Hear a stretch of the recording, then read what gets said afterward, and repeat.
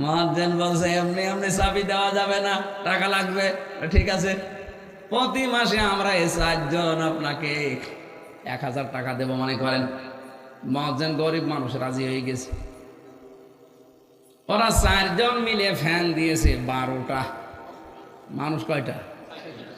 যাদের ফ্যানের নিচে থাকার অভ্যাস নেই, ওরা যদি একবার ফ্যান পায় আরো তো হাই স্পিডে ঘুরছে, জনমের ঘুম দিয়েছে। কোথায় কার কাপড় আল্লাহ জানে, আর ওরা জানে। মুয়াজ্জিন ফজরের নামাজ পড়তে এসেছে, আজান দেবে, লাইট যে জ্বালিয়েছে দেখে, নাউজুবিল্লাহ, তাড়াতাড়ি করে লাইট বন্ধ করে ওদের মাঝে দাঁড়িয়ে বলছে হারাম। কি হলো? মসজিদে থাকা হারাম। ইমাম মুয়াজ্জিন সাহেব, আপনি তো ফতোয়া দিয়ে দিলে মসজিদে থাকা হারাম, কোন দলিল আছে বলেন? দলিল লাগবে না, আমি নিজে দেখেছি। কিসের দলিল? আমি নিজে দেখলাম, বিনা দলিলে মসজিদে থাকা যাবে? বের হ। আপনি কোন কারণে নামাজের পরে বসে বসে আছেন, শুয়ে আছেন, আপনার কোনো কাজ নেই? লাকাদ খালাকনাল ইনসানা ফি কাবাদ, অবশ্যই আমি মানুষকে কষ্টের পরে কষ্ট সহ্য করে বানিয়েছি দুনিয়ায়। তাকে কষ্ট করা লাগবে, শ্রম দেওয়া লাগবে। কারণ এই যে ঘাম, শহরে শ্রম দিতে গেলে ঘামের মূল্য আল্লাহর কাছে অনেক বেশি। আল কাসিবু হাবিবুল্লাহ, যারা কাজ করে খায়, নবীজি বলেন এরা আল্লাহর বন্ধু। এই জন্য নামাজ শেষ, মসজিদ থেকে আপনি বের হয়ে যাবেন, শব্দের দিকে খেয়াল করে দেখবেন। নামাজের আগে কিন্তু আল্লাহ উযকুরুল্লাহ কাসীরা দেয়নি, কারণ আল্লাহ জানি যে নামাজ পড়তে গেলে মানুষ এমনি আমাকে ডাকবে। কিন্তু কর্মজীবনে যে জমিনে যখন ছড়িয়ে যাবেন, যার যেখানে কর্মজীবন আছে, ওই জায়গায় যে যেন মানুষ আল্লাহকে স্মরণ করে, কম না বেশি? উযকুরুল্লাহ কাসীরা। রিজিক তালাশ করতে গিয়ে এখন আর জিকির কম করলে হবে না, এখানে জিকির বেশি করা লাগবে। এখানে যে জিকির, এইটা কি? ওখানে বসে বসে সুবহানাল্লাহ পড়া। যেখানে যেই বিধান আছে ওই বিধানটা ওখানে ওইভাবে পালন করার নাম তাহলে জিকির।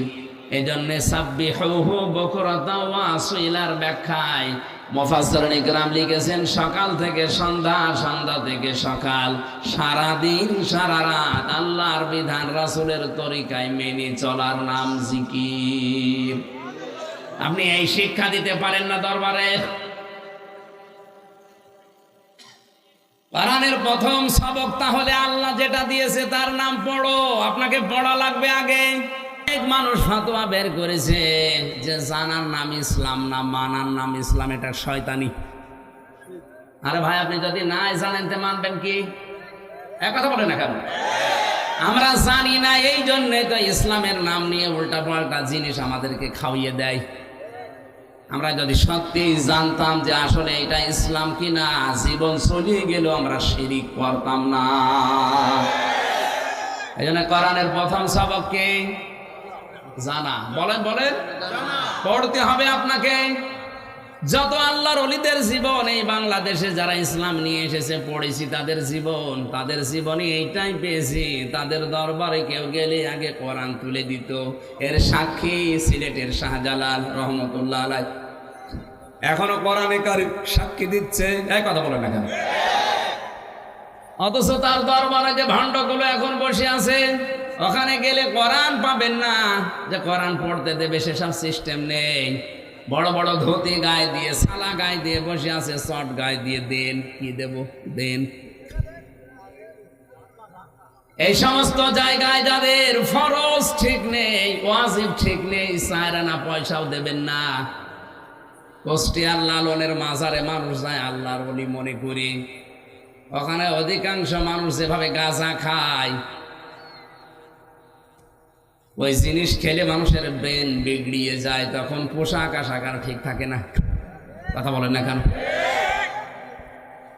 মস্তিষ্ক বিকৃত হয়ে গেলে মানুষ দিক দ্বারা ঠিক থাকে, তখন মাকে বউ বলে ফেলে। একদিন রাতের বেলা এক মহিলা আমারে কল দিয়ে বলছে, হুজুর বাবাজি তুমি আমার ছেলের বয়সী, তুমি একটা ফতোয়া দাও তো, তোমার চাচার বউ আমি আছি না তালাক হয়ে গেছি। কি বলেন? তোমার চাচা লোক ভালো কিন্তু বোতল খায়। লোক ভালো কি খায়? আজকে একটু বেশি খেয়ে ফেলেছে। রাত 12টার পরে দরজায় ধাক্কা দিয়ে পায়ের সাথে লেগে একা একাই পড়ে গেছে। দরজা যখন জোরে ধাক্কা লাগার কারণে গেছে খুলে বলছে, ও মা আমারে তোল। ও বাবাজি তোমার চাচা আছে আমার মা বলে ফেললো, আমি কি আসি আর নাকি তালাক হয়ে গেছে? এ সমস্ত জিনিস খেলে মাথা ঠিক থাকে? আর মাথা যখন ঠিক থাকে না, মাকে যদি বউ বলে ফেলে, বউকে যদি মা বলে ফেলে, এ মানুষের পোশাক আশাক ঠিক থাকবে? লালনের মাঝার এরকম রাত 9টার পরে একদিন দেখি এরকম দুধ খাওয়াচ্ছে একজনে, একেবারে হাফ প্যান্ট পর্যন্ত আছে শরীরে, কিচ্ছু নেই, ফরজ তরফ করা। বললাম ভাই কি করেন? বলছো হুজুর দুধ খাওয়াচ্ছি। দুধ খাওয়াচ্ছেন আর জায়গা পান না। জায়গা পান না মানে এটা আল্লাহর ওলি। আল্লাহর ওলি কি আছে এর ভেতরে? মাল আছে, মাল যা আছে সব দেখা যাচ্ছে। এ মাল তো সবার আছে, আসল মাল দেখাও। এই জন্য আমাদের সাবধান হওয়া দরকার। যেই দরবারে গেলে পড়াশোনা করার কোনো সিস্টেম নেই, যেই দলে গেলে পড়াশোনা করার কোনো সিস্টেম নেই, ওটা সবক না। ওই দল ওই দরবারে মুসলমানের জন্য যাওয়া জায়েজ নেই। আল্লাহর প্রথম ফরজ কি? ইকরা। বলেন বলেন আরো জোরে। প্রথম ফরজ ইকরা। আর আপনি কোথায় যাচ্ছেন? 40 বছর মুরিদ হয়ে বসে আছেন, কোরআন শরীফটা পড়তে পারেন না। ওটা কিসের পীর? ওটা তো নিজেই ভণ্ড। এই জন্য এখান থেকে শিক্ষা পেলেন তো, কোরআন যেখানে নেই ওখানে আপনি যাবেন না। যেই দলে কোরআন পড়ার কোনো সিস্টেম নেই, ওই দল করাও জায়েজ নেই। হিসাব করে দেখেন বাংলাদেশে কত দল এমনি মাইনাস হয়ে যাবে। এই হাদিসের ব্যাখ্যা এভাবে করলে, যাদের দলে কোরআন নেই, যে দরবারে কোরআনের নিয়ম নীতি নেই, ওরা আমারে মাথায় তুলে নাচবে। ওরা বলবে তো আমার দরবারের 12টা বাজাইলো, কি করে এর নামানো যায়, বন্ধ করা যায়? তখন এই পীর সাহেবগুলোর মুরিদরা প্রশাসনকে কান ভাঙায় যে পীরের বিরুদ্ধে। আমি তো পীরের বিরুদ্ধে, আপনি তো পীর না, আপনি ক্ষীর। অধিকাংশ পীর নামে ভণ্ডগুলোর শুধু জহব্বার, পেট বাদ দিলে কিচ্ছু পাওয়া যায় না। এত বড় বড় পেট হয়, মহিলারা দেখে লজ্জা পায়। আল্লাহ, সন্তান হয় আমাদের আর পেট হয় এর। আখেরি ভড়ি না। আমি শুধু হাসির জন্য খোরাকি দেয়নি, আপনাকে চিন্তা করে এখান থেকে আজকে বাড়ি যাওয়া লাগবে। যেখানে কোরআন নেই ওই দলে আমি আর থাকবো না। আমাকে পড়তে হবে আগে, কারণ কোরআন না পড়লে আমি আমল করব কি করে? আমান আমিলা বিহি উজিরা। যারা কোরআন দিয়ে আমল করবে আল্লাহ নিজে তাদেরকে পুরস্কার দেবে। আমান হাকামা বিহি আদালা। যারা কোরআন দিয়ে বিচার করে তারা ন্যায় বিচার কায়েম করতে পারে। আজকে যারা দায়িত্বে আছে সবাইকে আহ্বান জানাবো, ন্যায় বিচার কায়েম করতে চাইলে কোরআনের বিচার লাগবে। এটা যতদিন পর্যন্ত কায়েম না হবে, শুধু মুখে বলে ন্যায় বিচার কায়েম সম্ভব না। আল্লাহর নবীও নিজে জীবদ্দশায় চেষ্টা করেছিলেন হিলফুল ফুজুলের মাধ্যমে। 23 বছর পর্যন্ত চেষ্টা করলেন, 17 থেকে 40। 23টা বছরে ফল হয়েছে 0, কিচ্ছু করতে পারেন নাই। কোরআনে কারিম দিয়ে যখন তিনি প্রতিষ্ঠা করেছেন বিচার ব্যবস্থা, 40 থেকে 63 23 বছরে সোনালী যুগ উপহার দিয়েছেন। এমন ন্যায় বিচার কায়েম করেছিলেন, নিজের মেয়ে ফাতেমার বিরুদ্ধেও বলেছিলেন যদি ফাতেমাও চুরি করে আমি তার হাত কেটে দেব। আজকে যদি এই নিয়মটা আমরা বাংলাদেশে কায়েম করতে পারতাম, কোরআনের ব্যবস্থাটা, আমার তো মনে হচ্ছে এই দেশে কত নেতা, কত খেতার বউ, স্ত্রী, ছেলে, এমনকি নেতার হাত পর্যন্ত কাটা পড়ে যেত। যারা চুরি করে টাকা পাচার করেছে ওদের হাত থাকার কথা, যারা বেগম পাড়া বানিয়েছে ওদের হাত থাকার কথা। তাহলে এই দেশে হাত থাকার কথা না কতজনের আপনি বলেন? এরা জীবনেও চাইবে যে কোরআনে কারিমে ওয়াস-সারিকু ওয়াস-সারিকাতু আয়াত সংসদে যাক। এরা তখন এই আয়াতকে বর্বর আয়াত বলে, বলে আইনটা বর্বর আইন। তুমি আল্লাহর চাইতে বড় দয়ালু হয়ে গেছো। আল্লাহ ভালো করে জানে তোর চরিত্র সংশোধন করার জন্য এই হাত কাটা ছাড়া কোনো বিধান নেই। আল্লাহর এই আইনকে যারা বর্বর আইন বলেছে এবং যারা সাপোর্ট দিয়েছে, যারা মনে করেছে প্রত্যেকটাই বেঈমান হয়ে গেছে, তাদের তওবা করে আবার মুসলমান হওয়া লাগবে। কোরআনের বিচার ব্যবস্থা যতদিন কায়েম না হবে ততদিন পর্যন্ত এই দেশে ন্যায় বিচার প্রতিষ্ঠা হবে না। এটা রাজনৈতিক বক্তব্য না, এটাই কোরআনের এবং হাদিসের বক্তব্য। কোরআনে কারিম আল্লাহ নাযিলই করেছেন এই পৃথিবীতে ন্যায় বিচার করার জন্য। সেটাই যদি কায়েম না হয় তো ন্যায় বিচার আপনি পাবেন কোথায়? খলিফাতুল মুসলিমিন হযরত ওমর তার ছেলে মদ খাওয়ার অপরাধে তাকে দৌড়া মেরে দুনিয়া থেকে বিদায় করে দিয়েছিলেন। এইটাই ন্যায় বিচার। আজ বাংলার সমাজে ধনী মানুষেরা কিছু করলে ছাড় পেয়ে যায়, আর গরিব মানুষরা কিছু করলে বিচার ডবল করে হয়। এটা ছিল বনি ইসরাইলদের স্বভাব। কথা বলেন না কেন? হযরতে মুহাম্মদুর রাসূলুল্লাহ ঘোষণা দিয়েছেন, উম্মতেরা, বনি ইসরাইলের উম্মতের ভেতরে এই চরিত্র ছিল। ওরা ধনীরা কেউ যদি কিছু করতো ছেড়ে দিত, আর গরিব মানুষ যদি চুন থেকে পান করতো তার বিচার ডবল করে করত। এই জন্য আল্লাহ তাদেরকে দুনিয়াতে চরম শাস্তি দিয়েছে। সে অবস্থায় এখন কিন্তু চলে এসেছে। আমরা যদি এখনো না পাল্টাই আমাদের দোয়া কবুল বন্ধ হয়ে যাবে। আমান দাআ ইলাইহি হাদা। নবীজি বলেন, কেউ যদি কোরআন দিয়ে মানুষকে ডাকে আল্লাহ নিজে তাকে হেদায়েতের উপরে রাখে। দাঁড়ায় একালিক টান আছে। আপনি যদি হেদায়েতের উপরে থাকতে চান কোরআন দিয়ে মানুষকে ডাকতে হবে। আর আজ ডাকছে অনেকে তার বাবার দিকে, অনেকে ডাকছে তার পীর সাহেবের দিকে। ও বলে হেদায়েতের উপরে আছে, তো গোমরাহির উপরে আছে। নবীজি বললেন, যদি হেদায়েতের উপরে টিকে থাকতে চাও কোরআন দিয়ে মানুষকে ডাক দিবা। ফাকাদু হুদিয়া ইলা সিরাতিম মুস্তাকিম। আর যে ব্যক্তি কোরআনের ডাকে সাড়া দেবে আল্লাহ তাকে হেদায়েতের পথ নসিব করে দেবে। তাহলে আমার দায়িত্ব জীবন বাঁচি রেখে হলেও হেদায়েতের উপরে থাকতে চাইলে কোরআন দিয়ে ডাক দেওয়া। আর আপনি যদি সাড়া দিতে পারেন মহান আল্লাহ আপনাকে সিরাতে মুস্তাকিম নসিব করে দেবেন। এই উদ্দেশ্য নিয়েই তো আজকে আমরা এসেছি নাকি? দরুদ আর সালাম পড়ছি আমাদের নবী মুহাম্মদ রাসূলুল্লাহ সাল্লাল্লাহু আলাইহি ওয়াসাল্লামের প্রতি। কোরআনে কারিমের সূরা তাওবার 36 নম্বর আয়াতটা আমরা পড়েছি। যেহেতু এটা শাবান মাস, এ মাসের দিকে ইঙ্গিত দিয়ে আমি আয়াতটা পড়লাম। জবান খুলে মাসের কিছু শিক্ষা আয়াত থেকে বের হবে, আমরা যেন নিতে পারি। পড়েন, আউযু বিল্লাহি মিনাশ শাইতানির রাজিম। বিসমিল্লাহির রহমানির রহিম।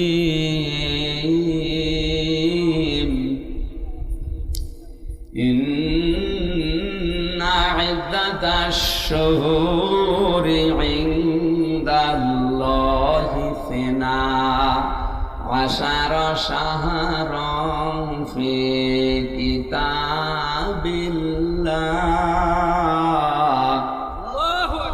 ইয়াওমা খালাকাস সামাওয়াতি ওয়াল আরদা মিনহা আরবাআতুন হুরুম। আল্লাহ পাক বলেন, আসমান আর জমিন যেদিন আমি তৈরি করি ওই দিন আমার কিতাবে 12টা মাসের নাম আমি লিখে রেখেছিলাম। খুব খেয়াল করে শোনেন, আল্লাহ পাক তার কিতাবের ভেতরে জমিন আসমান যেদিন বানিয়েছেন ওই দিন 12টা মাসের নাম লিখেছেন। কয়টা? ওটা জানুয়ারি, ফেব্রুয়ারি, মার্চ, বৈশাখ, জ্যৈষ্ঠ, আষাঢ়, কি মিনহা আরবাতুন হুরুম, এর ভেতরে আবার 4টা মাস পবিত্র। তাফসীরে ইবনে কাসির লিখেছেন প্রথম মাসটার নাম হচ্ছে মুহররম, 2 নম্বরে জিলকাদ, জিলহজ, আর 3 নম্বরে পয়েন্টে 3টা মাসের নাম আছে, যে কোনো একটা হবে। কোন কোন তাফসীর কারক লিখেছেন হয় রজব, নয় শাবান, নয় রমজান। আমরা যেহেতু শাবান মাসে আছি, আমরা শাবান মাসটা ধরলাম। তাহলে এই যে 4টা মাস, এটা পবিত্র, এটা সম্মানিত মাস। ওই জামানার কাফের মুশরিকরা পর্যন্ত এই 4 মাসের সম্মান দিত। এই খেয়াল করুন, 1500 বছর আগে আটটা নাজিল হয়। ওই জামানার যারা কাফের, যারা বেদিন, ওই সমস্ত মানুষগুলো এই 4টা মাসের সম্মান দিত। হয়তো মাসের পরে মাস মারামারি, গন্ডগোল, যুদ্ধ বিগ্রহ চলছে, এই 4 মাস হাজির হলেই বলতো ভাই ঠিক আছে, এখন আর মারামারি হবে না, মামলা হামলা দাঙ্গা হাঙ্গামা হবে না, এ মাস চলে যাক, তারপরে তোরে দেখব। যেহেতু শাবান মাস সম্মানিত মাস, এ মাসকে সম্মান দেওয়া দরকার। কয়েকদিন আগে সবে বরাত নামে, নিসফে শাবান নামে যে রাতটা গেল, এই নিয়ে ফতোয়া বাজির তো এই দেশে কম হয়নি। হাজারো মানুষ শুধু হালুয়া রুটি নিয়ে ব্যস্ত ছিল। আরে ভাই, মাস এসেছে শুধু রুটি খাওয়ার জন্য না।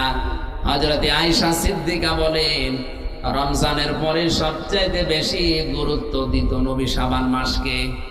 প্রায় মনে হতো সারা মাস এমন রোজা রাখবে। তাহলে নবীর সুন্নাত অনুযায়ী কেউ যদি শাবান মাস পালন করতে চায়, তার উচিত এ মাসে বেশি বেশি রোজা রাখা। এদিকে খবর নেই, ও হালুয়া রুটি খাওয়ার জন্য ব্যস্ত হয়ে বসে আছে। এই খেয়াল করেন, শাবান মাসে মহান আল্লাহর নবী এই পৃথিবীতে সবচাইতে বেশি রোজা কেন রাখলেন? হযরত আয়েশা জিজ্ঞাসা করেছিলেন, নবী আপনি এ মাস আসলেই বেশি বেশি রোজা রাখেন কেন?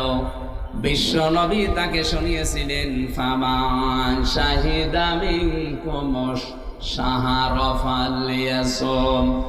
হে আয়েশা, এরপরে যে মাসটা তার নাম রমজান, মহান আল্লাহ জানিয়েছে ওই মাস যদি কেউ পায় সে যেন অবশ্যই রোজা রাখে।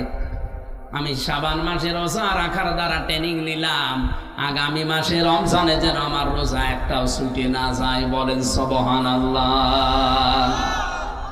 আমাদের উচিত হবে এ মাসে বেশি বেশি রোজা রাখার মাধ্যমে একটা ট্রেনিং তৈরি করা। সামনের মাসে যেন আমাদের রোজা নষ্ট না হয়, ছুটে না যায়, ছেড়ে না যায়। কাফেররা এই মাসকে সম্মান দিয়েছে, তাদের মারামারি, ঝগড়া ফাসাদ, যুদ্ধ বিগ্রহ, হামলা মামলা, কেস কাম, এগুলো সব বন্ধ করে দিত। অথচ এই মুসলমানের দেশে শাবান মাস আসার পরেও অনেকের মামলা এখনো চলছে। মামলা দেওয়া বন্ধ হয়ে গেছে? বলেন বলেন, আপনি কিসের সবে বরাত পালন করেন? আমার তো বুঝে আসে না। সম্মান যদি দিতেই হয় তো এই মাসকে সম্মান জানান, যে মাসে মারামারি, ঝগড়া ফাসাদ, যার সাথে কথা বন্ধ ছিল আমি ওটা মিটিয়ে ফেলবো, যার সাথে মামলা চলছিল এ মাসে শেষ, বলবো না এখন থাক, এই মাসটা চলে গেলে আবার করে দেখবো। এটাও যদি আমরা করতে পারতাম তত একটা মাস শান্তিতে থাকতে পারতাম। অথচ এই মাসে আজ আলেমদের কাদা ছড়াছড়ি আরো বেশি হচ্ছে। জালেমে জালেমে এদেশে এখন এই শাবান মাসে দস্তি হয়ে গেল বেশি, আর আলেমদের ভেতরে শত্রুতা হয়েছে এই মাসে বেশি। আমরা তো কাফেরদের মতো শাবান মাসকে সম্মান দিতে পারছি না। ওরা মারামারি, গন্ডগোল, মনোমালিন্য, কেস কাম বাদ দিয়ে দিতে মাসের সম্মানে, আর আমরা এই মাস আসলে আরো বেশি করছি। খালি হাদিয়া তোফা নিয়ে, শুধু মিলাদ মাহফিল পড়ে, শুধুমাত্র ইয়া নবী সালাম আলাইকা দিয়ে, শুধুমাত্র হালুয়া রুটি খেয়ে, মিষ্টি খেয়ে আপনি মহাব্বত দেখিয়ে শেষ করে দিতে পারেন না। আপনার বিবেক কি বলে? বিশ্ব নবী মুহাম্মদুর রাসূলুল্লাহ এ মাসকে কেমন করে সম্মান দিলেন? আল্লাহর নবী এ মাস আসলে মানুষের খোঁজ খবর নেওয়া বাড়িয়ে দিতেন। আমাদের উচিত হচ্ছে শাবান মাসকে যদি কেউ সম্মান দিতে চান, যাদের টাকা পড়ে আছে ব্যাংকে, আমি আপনাকে দান করতে বলছি না, টাকাগুলো ভালোভাবে সংরক্ষণ করে তোলেন, কর্মসংস্থান তৈরি করেন। আপনি বাইরের মানুষকে কাজে নিতে যদি ভয় পান, যদি অবিশ্বাস হয়, নিজের চাচাতো ভাই, ফুফাতো ভাই, খালাতো ভাই আছে না, একটা ফ্যাক্টরি তৈরি করে এরকম 50 জন মানুষের কর্মসংস্থান তৈরি করেন, আল্লাহর আরশ আপনার উপরে খুশি হয়ে যাবে। এইসব শাবান মাস পালন নেই। সুতরাং এই শাবান মাসে এখানে যারা বসে আছেন, টাকাওয়ালা মানুষ যদি থাকেন সিদ্ধান্ত নেবেন, আর যদি নাও থাকেন এই যে রেকর্ড হচ্ছে, কালকে সারা দেশে ছড়িয়ে যাবে।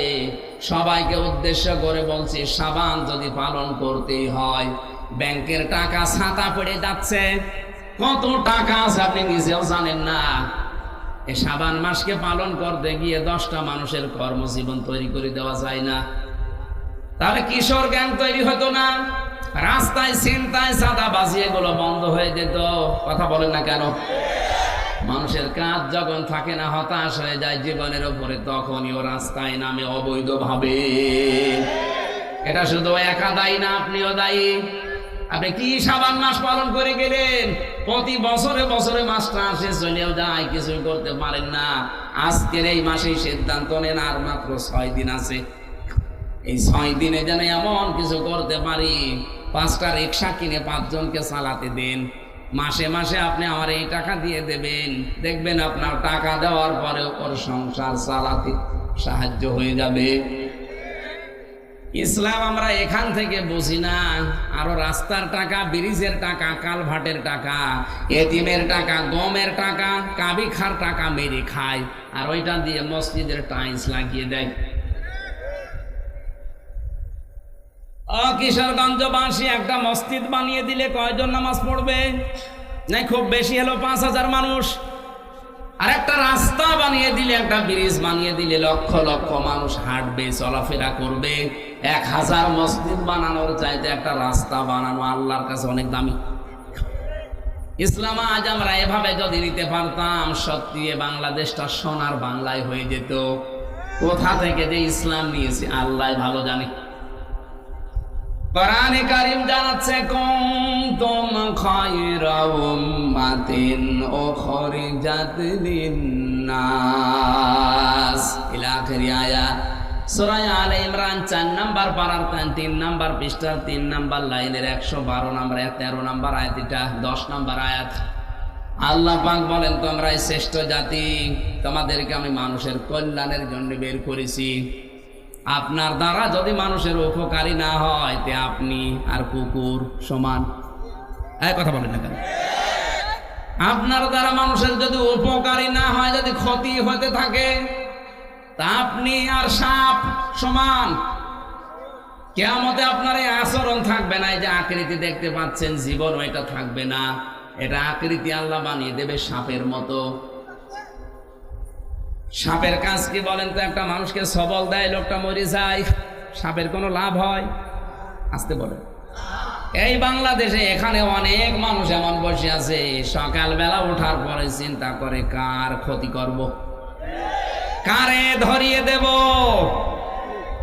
কথা বলে না, নিজেই ধরিয়ে দেয়, নিজেই আবার থানায় যায়, অফিসারদের সাথে যোগাযোগ করে 50,000 টাকা দিয়ে নিজেই ছাড়ায়। মাঝখান থেকে পরিবারস্থ লোকদের কাছ থেকে টাকাগুলো হাদিয়া হিসাবে নিয়ে নেয়। এটা হয়তো এই জেলায় এখনো শুরু হয়নি, কুষ্টিয়ায় চলছে।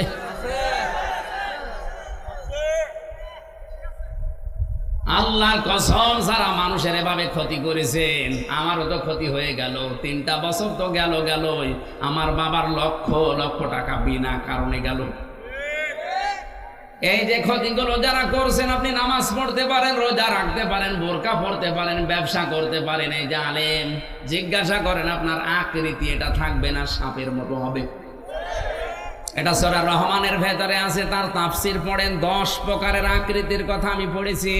ইউরাফুল মুজরিমুনা বিসিমাহুম ফায়ুখাযু বিন নাওয়াসি ওয়াল আকদাম ফাবিআইয়ি আলাই রাব্বিকুমা তুকাদ্দিবান। কিয়ামতের দিন পাপিষ্ঠ মানুষ যারা, তাদের মাথার চুল ধরে আর পা ধরে আল্লাহ তুলবে। আল্লাহর বিচার ব্যবস্থা আর মানুষের বিচার ব্যবস্থা এক না। মানুষ সাক্ষী ছাড়া বিচার করতে পারে না, আর আল্লাহ পাক বলেন আমি আল্লাহ সাক্ষী লাগবে না, ওর শরীরের ভেতরে সাক্ষী বুঝে উঠবে। ওর মুখ বন্ধ করে দিলে ওর হাত সাক্ষী দেবে, ওর কান সাক্ষী দেবে, ওর পা সাক্ষী দেবে, ওর শরীরের অঙ্গ প্রত্যঙ্গ গুলো সব সাক্ষী হয়ে যাবে। দূরের মানুষ লাগবে না, ওর নিজেই নিজের বিরুদ্ধে দাঁড়াবে। আল্লাহর বিচার ব্যবস্থা আর আমাদের বিচার এক না। আমরা বিচার করতে হলে সাক্ষী লাগে, তাছাড়া আমরা রায় দিতে পারি না। কথা বলে না কেন? আর আল্লাহর বিচারে আল্লাহর সাক্ষী লাগবে না, আপনি নিজেই নিজের বিরুদ্ধে দাঁড়িয়ে যাবেন। কারণ মুখ যখন সেলাই করা হয়ে যাবে, আপনি মুখে তো বলতে পারবেন না। হাত বলবে হ্যাঁ আমারে নিয়ে ঘোষের টাকায় সই করেছিল, আমারে চোখ বলবে আমারে দিয়ে দেখে দেখে এই কাজ করেছিল, পা বলবে আমারে দিয়ে হেঁটে গিয়েছিল, যে বেকার ভালো মানুষটাকে ধরিয়ে তার কাছ থেকে 1 লাখ টাকা খেয়েছিল। বলেন সুবহানাল্লাহ। নাউযুবিল্লাহ। এইটাই চলছে। সম্মানিতা মা বোন যারা এসেছেন, এ মাসের সম্মান শুধু রোজা রেখে রেখেই শেষ করে না, শুধু রোজা রাখায় হবে না, আপনার আচরণটা পরিবর্তন করা লাগবে। এ পৃথিবীতে মেয়েদের সবচাইতে বড় উত্তম আচরণ হচ্ছে তাদের পেট ঠিক করা। কোরআনে কারিমে আল্লাহ নবীর স্ত্রীদেরকে লক্ষ্য করে জানিয়েছেন, অকরনা ফি বুয়ুতিকুন্না ওয়ালা তাবাররাজনা তাবাররুজাল জাহিলিয়াতিল উলা। সূরা আহজাবের 33 নম্বর আয়াতের প্রথম অংশে আছে, আল্লাহ বলেন মেয়েরা ঘরের পরিবেশে থাকবা, জাহিলি যুগের মেয়েদের মতো রূপ সৌন্দর্য প্রদর্শন করে বের হবা না। ও ভাই বাংলার মুসলমানেরা, এখন আপনি টের পাচ্ছেন না, এই স্রোতে গা ভাসিয়ে দিয়েছেন। কয়েকদিন আগে নায়িকা মৌসুমী একটা স্ট্যাটাস দিয়েছিল একটা সাক্ষাৎকারে, যে আমি যদি মারা যাই আমার লাশকে যেন কাউকে দেখতে দেবেন না, আর আমার যে সমস্ত উলঙ্গপনার ড্যান্স আছে, ছবি আছে, এগুলো যেন ডিলিট করে দেবেন। হয়তো কিছুটা হলেও আশ পেয়েছে, কারণ আপনি যা দুনিয়ায় করে রাখবেন, আপনি যা লিখে রাখবেন, আপনি দুনিয়াতে যা লিখে লিখে রেখেছেন, যে সিনেমা তৈরি করেছেন, যে উলঙ্গপনা ড্যান্স দিয়েছেন, এগুলো হয়তো আপনি এখন মারা গেলে ওগুলো শেষ হয়ে যাবে না। ওগুলো যতদিন টিকে থাকবে, যত মানুষ ওগুলো দিয়ে চরিত্র খারাপ করবে, আপনার আমল নামায় ওগুলো একটা একটা করে ফ্ল্যাক্সি লোড হয়ে গোনা যেতে থাকবে।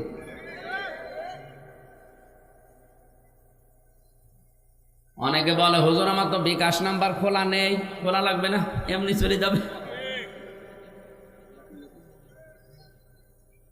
এ মহিলা হয়তো কোনো আশ পেয়েছে, টাচ পেয়েছে, বিভিন্ন এখন তো ইউটিউবে বিভিন্ন আলেমদের তাফসির পাওয়া যায়, হয়তো ওর মনে একটা লেগেছে। আল্লাহ পাক বলেন নুন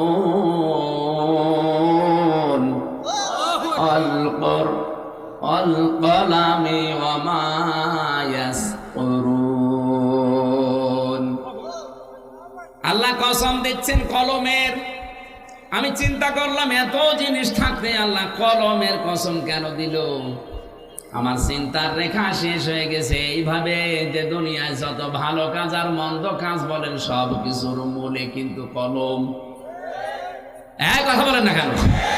তাসলিমা নাসরিন ইসলামের বিরুদ্ধে লিখেছে কি দিয়ে? আরো জোরে। ডক্টর আহমেদ শরীফ ইসলামের বিরুদ্ধে লিখেছে কি দিয়ে? এখনো পর্যন্ত ব্লগে নবীর স্ত্রীদের, নবীর চরিত্র নিয়ে উল্টা পাল্টা লেখে কি দিয়ে? ফাঁসির রায় লেখে কি দিয়ে? জমি জায়গা জাল দলিল করি নাই কি দিয়ে?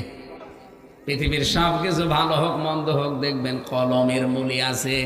এই জন্য আল্লাহ বলেন কলমের কসম, এবং কলম দিয়ে লেখকরা যা লেখে ওই লিখিত জিনিসেরও কসম। হয়তো আপনি 10 বছর পরে আর থাকবেন না, কিন্তু আপনার লিখে যাওয়া এই উপন্যাসটা থাকবে। এই কথা বলে না কেন? পবিত্র প্রেম নামে একটা সিনেমা বানিয়েছে একজনের উপন্যাস দেখে দেখে। আমি পড়েছিলাম উপন্যাসটা, নায়িকা ছিল মনে হয় মাহিয়া মাহি। মনে করছেন হুজুর কিচ্ছু জানেন না? হ্যাঁ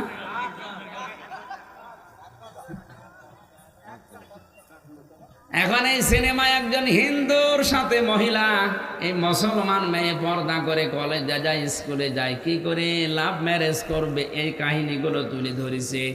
এটার দ্বারা দুনিয়ার মানুষকে বোঝাতে চায় যে বোরকা পরা, পর্দা করা মেয়েরাও তলে তলে এই কাজ করে। তাম দুনিয়ায় এই বইটা যদি বিভিন্ন ভাষায় রিলিজ হয়, তারা দেখে দেখে বলবে ইসলাম গ্রহণ করব, অথচ ওদের ইসলামের পর্দাশীলা মেয়েরা যদি এই করে, ওই রকম ইসলাম দরকার নেই। কোথায় নিয়ে যাচ্ছে আপনি টের পাচ্ছেন? ওই লোকটা যে লিখেছিল, আমি নাম নিলাম না, মারা গেছে, কিন্তু তার লিখিত এই বইটাই, উপন্যাসটা নিয়ে আজ সিনেমা হয়ে যত মানুষ ইসলামের প্রতি খারাপ ধারণা করবে, ওর কবরের উপরে যতই ফুল দেওয়া হোক, নিচে আল্লাহ আগুন লাগিয়ে দেবে। এই জন্য সাংবাদিক যারা, ইউটিউবার যারা, এমন কিছু প্রচার করবেন না, লিখে দেবেন না, এমন কিছু তৈরি করে রাখবেন না যেটা আপনি মরণের পরও স্থায়ী থেকে যায়। এমন কিছু ফেসবুকে আপলোড করা যাবে না। আপনি এমন একটা উলঙ্গ বই, সিনেমা দিয়ে দিয়েছেন, গান, আপনি হয়তো মারা গেলেন এখনই, কিন্তু এটা যত মানুষ লাইক দেবে, কমেন্ট করবে, শেয়ার লাগাবে, আপনি মারা যাওয়ার পরে কোটি কোটি মানুষ যদি এটা দেখে, আপনি পেতেই থাকবেন। জেনার গোনা আপনার আমলনামায় আসবে। এজন্য ভয়ঙ্কর কাজ এটা। আমাদের এই মুহূর্তে সাবধান হওয়া লাগবে। মেয়েরা ঘরের পরিবেশে থাকো, বাইরে যেতে হলে জাহিলি যুগের মেয়েদের মতো পেট পিট বের করে যেও না। এমন এমন ব্লাউজ বানিয়েছে, মনে হচ্ছে ফুটবল খেলার মাঠ, এই পাশ থেকে একটা ফিতা, ওই পাশ থেকে আর একটা ফিতা, মাঝখানে গেরো দিয়েছে, ওটা ফুটবল খেলার সেন্টার। যুবকরা ওই জায়গায় গোল বসাবে। এখন যদি বলেন হুজুর আমরা দেখি বিভিন্ন কায়দায়, আপনি দেখেন কোন কায়দায়? কুষ্টিয়ার বড় বাজার থেকে যদি রিকশায় ওঠেন, সামনের দিকে তাকিয়ে দেখবেন বিশাল মাঠ, কোন দিকে তাকাবো? এমন পোশাক বানিয়েছে, বুকের ওপরে কোনো ওড়না নেই, যুবতী মেয়ে, লিখে রেখেছে এক বুক সালা। নাউজুবিল্লাহি মিন যালিক। মাথায় কোনো কাপড় দেয় না। যেই মহিলার চুল খোলা থাকবে, যত মানুষের চুল দেখবে, নবীজি বলেন প্রতিটি চুল কিয়ামতে কামড় দেবে সাপ হয়ে। সম্মানিত মা বোনেরা, এই শাবান মাসকে সম্মান দেওয়া শেখেন, পর্দার ভেতরে আসেন। আপনার পেটে যে আল্লাহ ভালো সন্তান দেবে, শাবান মাসে এমনিতেই দেবে না, এটা ভালো হওয়ার জন্য মা হওয়া লাগবে আব্দুল কাদের জিলানীর মতো মা। আব্দুল কাদের জিলানী যে মায়ের পেটে এসেছিলেন, বাসর রাতে তার বাবা দৌড় দিয়েছে বাসর ঘর থেকে। স্ত্রী ডাক দিয়ে বলে, স্বামী আমার দৌড় দেবেন না, আমার বাবা আমার সম্পর্কে যা যা বলেছে একটু শোনেন, আমি ব্যাখ্যা করছি। আমার বাবা হয়তো আপনাকে বলেছিল যে আমি অন্ধ। এ কথার অর্থ হচ্ছে, যুবতী হওয়ার পর থেকে এই চোখ দিয়ে এমন কোনো হারাম জিনিস আমি দেখি নাই, এই জন্যে বাবা বলেছে আমি অন্ধ। আমার মনে হয় এরকম মেয়ে এখন মানুষের ঘরে ঘরে। 5 বছর থেকে চরিত্র হারিয়ে ফেলছে। আমার বাবা বলেছে আমি ন্যাংড়া। যুবতী হওয়ার পর থেকে এই পা দিয়ে কোনো পরপুরুষের কাছে আমি কোনো কাজের জন্য যাইনি। এই জন্যের উপকর্থে আমার বাবা আমাকে ন্যাংড়া বলেছে, আমার কালা বলেছে, কারণ আমি এই বয়স পর্যন্ত কোনো গীবত শুনিও নাই, এ জবান দিয়ে আমি করিও নাই, এই জন্যে বোবা বলেছে, বধির বলেছে। আপনার কোনো অসুবিধা নেই, আমি আপনার স্ত্রী। সম্মানিত মা বোনেরা, আমি আশা করছি আমি আপনাদেরকে অনেক ভালোবাসি। আল্লাহর কসম, মিজানুর রহমান আজহারি এখন দেশে নেই, উনি আপনাদেরকে অনেক ভালোবাসতো আমি জানি। ওনার তুলনায় পরিবর্তে এখন যেহেতু আমি আছি, কসম করে বলছি আপনাদের প্রতি কোনো রাগ নেই, বিদ্বেষ নেই, আপনাদের আমি ভালোবাসি।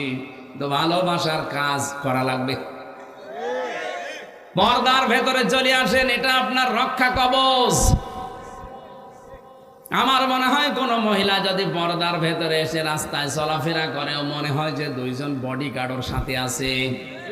আর যদি বেপর্দা হয়ে চলে, বডিগার্ড না, শয়তান আরো জাল হিসাবে ব্যবহার করে। নিজে তো অপরাধ করছেন, আরো সমাজকে অপরাধী বানাচ্ছেন। আপনি নিজে জাহান্নামে গেলেও তো হতো, একজন বেপরদা মহিলা যদি জাহান্নামে যায়, নবীজি বলেন 4 জন পুরুষ মানুষ সাথে নিয়ে যাবে। তার বাবাকে নেবে, তার বড় ভাইকে নেবে, তার স্বামীকে নেবে, তার বড় ছেলেকে নেবে। আমি হয়তো আপনার বাবা, আপনার ছেলে, আপনার বড় ভাই, নয়তো আপনার স্বামী। এজন্য আপনাকে বাঁচানো লাগবে, এটা আমার দায়িত্ব। এই শাবান মাসে পর্দায় চলে আসেন, আপনার সম্মান আল্লাহ বাড়িয়ে দেবে। কারণ আপনি আল্লাহর আইনকে যদি শ্রদ্ধা করেন, সম্মান করেন, আপনার সম্মান আল্লাহ বাড়াবেই। কথা বলেন না কেন?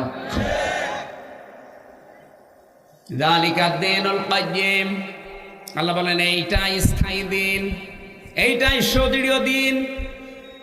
এই আয়াত দ্বারা প্রমাণ হয় বাংলাদেশে আজ যারা অনেকে ভোট পাওয়ার জন্য এই কথা বলে যে সকল ধর্ম সমান, এই আয়াত অনুযায়ী ওদের ঈমান চলে গেছে। সকল ধর্ম সমান কে বলেছে আপনাকে? ধর্ম তো একটাই, আল্লাহর কাছে ইন্নাদ দীনা ইনদাল্লাহিল ইসলাম। দিনের আগে আলিফ লাম আছে, এটা নির্দিষ্ট করার জন্য। একটাই মাত্র ধর্ম দুনিয়াতে আল্লাহ পছন্দ করে, তার নাম ইসলাম। আর বাকি যা আছে সব আল্লাহর কাছে ডিলেট। কথা বলে না কেন? আর কিছু না পাই জীবনে, ইসলাম যেহেতু পেয়েছি, এইটাই আমাদের জীবনের গনিমত। খুশি হয়ে বলেন আলহামদুলিল্লাহ। ফালা তাযলিমু ফীহিন্না আনফুসাকুম, সাবধান, এই সমস্ত মাসে গনার কাজ করে মাসকে অসম্মান দিয়ে নিজের ওপর জুলুম করো না। কারণ আল্লাহ পাক যে 77 প্রকার মানুষকে ঘৃণা করেন, তার পয়লা নাম্বারে তারা দুনিয়ায় যারা জুলুম করে। আজ জুলুম দেশে আছে না নেই? ফালা তাযলিমু ফীহিন্না আনফুসাকুম, নিজেদের উপরে জুলুম করো না। এই মাসকে অসম্মান করার দ্বারা, আল্লাহর দিনকে ছোট করার দ্বারা। ফিরে আসেন আপনারা, আল্লাহর দিন ভেবে কোথায় যাচ্ছেন? ফাইনা তাদহাবুনা ইন হুয়া ইল্লা যিকরুল লিল আলামিন। কোথায় ভেগে যান, কোথায় চলে যাচ্ছেন? এ কোরআন আল্লাহর পক্ষ থেকে বিশ্ববাসীর জন্য উপদেশ। আল্লাহর উপদেশ যদি কাউকে পরিবর্তন করতে না পারে, বিশ্বাস করে নেবেন ওর কপালে আর হেদায়েত নেই। কোরআন শরীফ এসেছে হেদায়েত দেওয়ার জন্য। এই জন্য আমরা যেন জুলুম করে না ফেলে আমার নফসের উপরে। মন যেটা চায় সেইটা করা নফসের উপরে জুলুম। এই কথা বলেন না কেন? মন চাচ্ছে বিড়ি খেতে, মন চাচ্ছে মদ খেতে, খেলাম, এটা নফসের উপরে জুলুম। মন চাচ্ছে বেপরদা চলতে, চললাম, এটা নফসের উপরে জুলুম। পরিবারের জুলুম আছে না নেই? স্ত্রীর হক গুলো যদি কেউ আদায় না করে, ওটা স্ত্রীর উপরে জুলুম। আল্লাহর নবী জানিয়েছেন স্ত্রীর যে 4টা হক আছে, 1 নম্বরে স্ত্রীর প্রশংসা করতে হবে, এটা তার হক। যেভাবে হোক, যে কায়দায় হোক, স্ত্রীর প্রশংসা করে, এটা তার কি? এখানে কত স্বামী বসে আছে, আজ স্ত্রীগুলো পরকীয়া প্রেম করছে, এমনিতে না। আমি জেলখানায় দেখেছি 100 জনের 70টা মানুষ প্রায় এসে তো পারিবারিক গন্ডগোলের কারণে জেলে। হয় বউ মেরে ফেলেছে, নাই আত্মারা করে ফেলেছে, নাই জবাই করেছে, যে কোনো কায়দায়। এই জন্য টুকে টুকে রেখেছিলাম জেলে। বাইরে এসে আমি 2টা বইও লিখেছি, পারিবারিক জীবনে দাম্পত্য কলহ এবং তার সমাধান কি, ওটা দেখে দেখে লিখেছি ওদেরকে। এখানে হয়তো পাওয়া যাচ্ছে, যদি পাওয়া যায় অথবা গাড়িতে আছে, নিয়ে গিয়ে স্ত্রীকে পড়াবেন, মঞ্চে আছে। আমার শিক্ষার বিষয় এখানে, যে সমস্ত স্ত্রীর প্রশংসা করতে চান না, আপনি কি বিশ্ব নবীর উপরে দামি স্বামী হয়ে পড়েছেন? নবীজি মুহাম্মদ রাসূলুল্লাহ জীবনেও কোনোদিন স্ত্রীর খাবারের ভুল ধরেননি, অথচ তার স্ত্রী মাত্র 6 বছর বয়স। কয় বছর? হযরতে আয়েশা 9 বছর বয়সে নবীজির সংসারে গেছে। 9 বছরের একটা মেয়ে কি বোঝে? আমার মেয়ের বয়স এখন 9 বছর। তাহলে মাওয়ার বয়সে একটা মেয়ে, আমার মেয়ে মাওয়া, এই বয়সে একটা মেয়ে, কি বোঝে সে 9 বছরে? অথচ জীবনেও তার রান্না করা খাবার খেয়েও কোনোদিন নবীজি বদনাম করেননি। আরে রে 5 স্টারের হোটেলের মতো রান্না করে দেয়, ও আহাম্মকের পরেও বউ ধরে মারেন, নুন কম হয়েছে এই জন্য। একদিন রান্না করে দেখো তো দেখি। মেয়েদের কাজের অনেকে দাম দিতে চায় না। মেয়েদের রান্নার প্রশংসা করা লাগবে 1 নম্বরে, 2 নম্বরে তাদের কাজে কর্মে যেটা আছে পারিবারিক জীবনে, এই কাজের সম্মান দেওয়া লাগবে।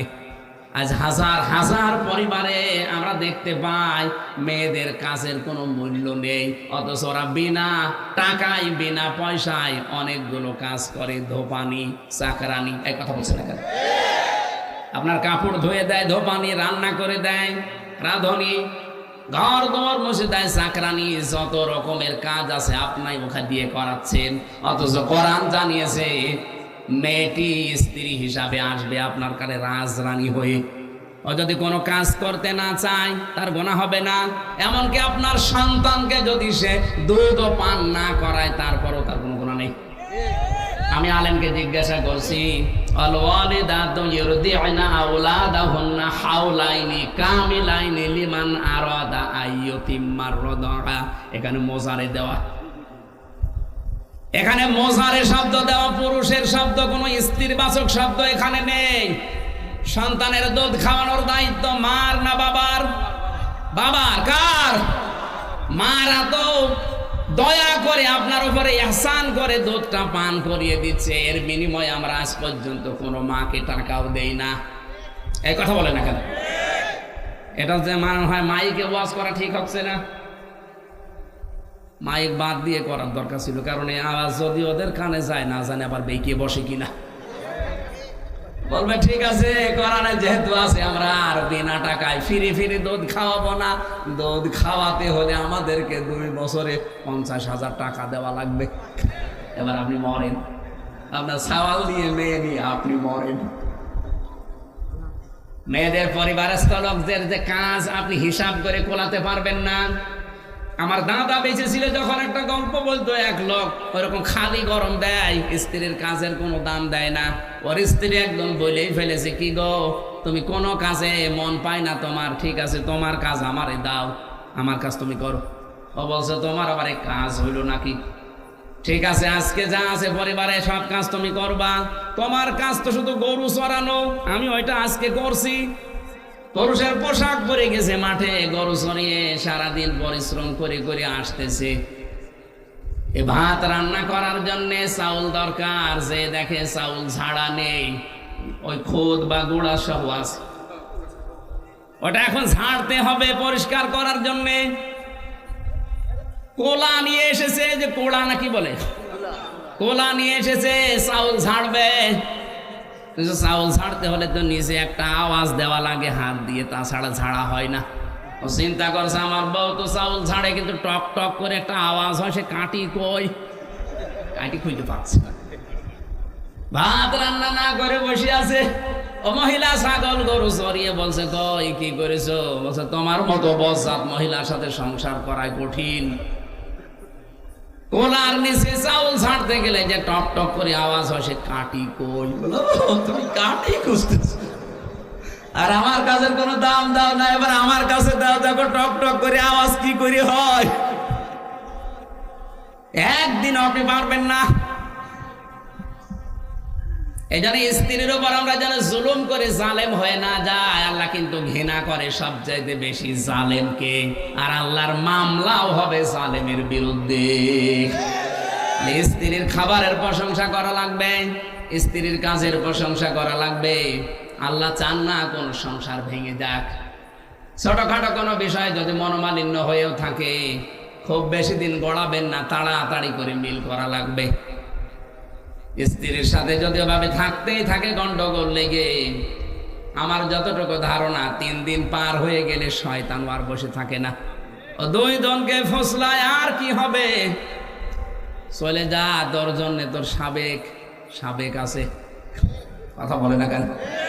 দুইজনকে যেহেতু শয়তান ফসলাচ্ছে, শেষ পর্যন্ত সোনার সংসারটা ভেঙে যায়, মাঝখান থেকে সন্তানগুলো জাহান্নামে পড়ে। 2-3 সন্তান, 4 সন্তানের মা রেখে বাবা আর জায়গায় বিয়ে করছে, মা চলে যাচ্ছে আর এক জায়গায়। এদের দিকে একটু তাকালেন না? এর বাবা তো হয়তো আর একটা সংসার করবে, কিন্তু এই বাচ্চাগুলো শেষে সাগরে পড়া ছাড়া উপায় থাকে না। আল্লাহ আমাদেরকে এই জায়গায় যেন শয়তান ধোঁকা দিতে না পারে, বলেন আমিন।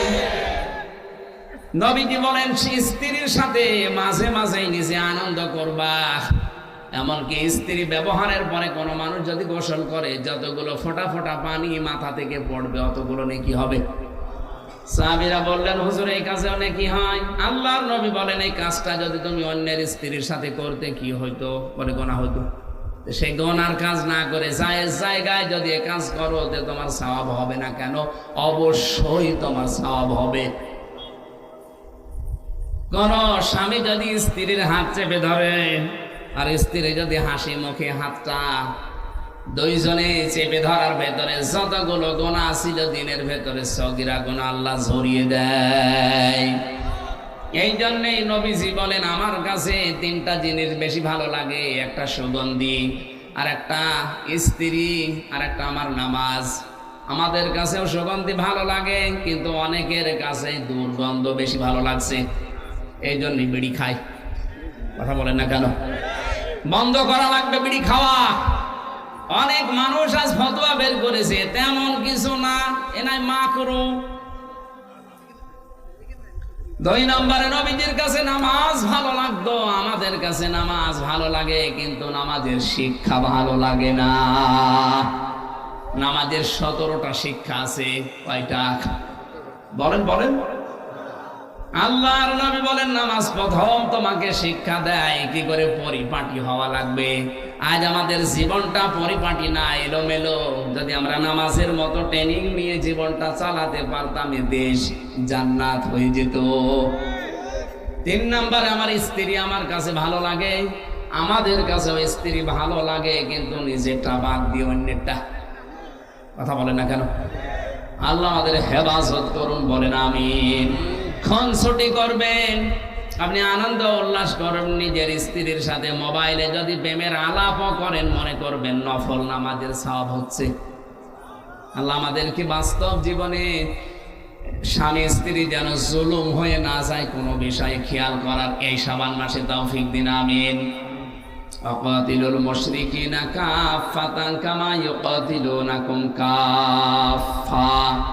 আল্লাহ পাক বলেন তোমরা লড়াই করো, সংগ্রাম করো মুশরিকদের বিরুদ্ধে, যেভাবে ওরা ঐক্যবদ্ধ ভাবে তোমাদের বিরুদ্ধে লড়াই করে। আজ তামাম দুনিয়ার মুশরিকরা সব এক মুসলমানকে টাইট করার জন্যে। সুতরাং 57টা মুসলিম রাষ্ট্র এই শাবান মাস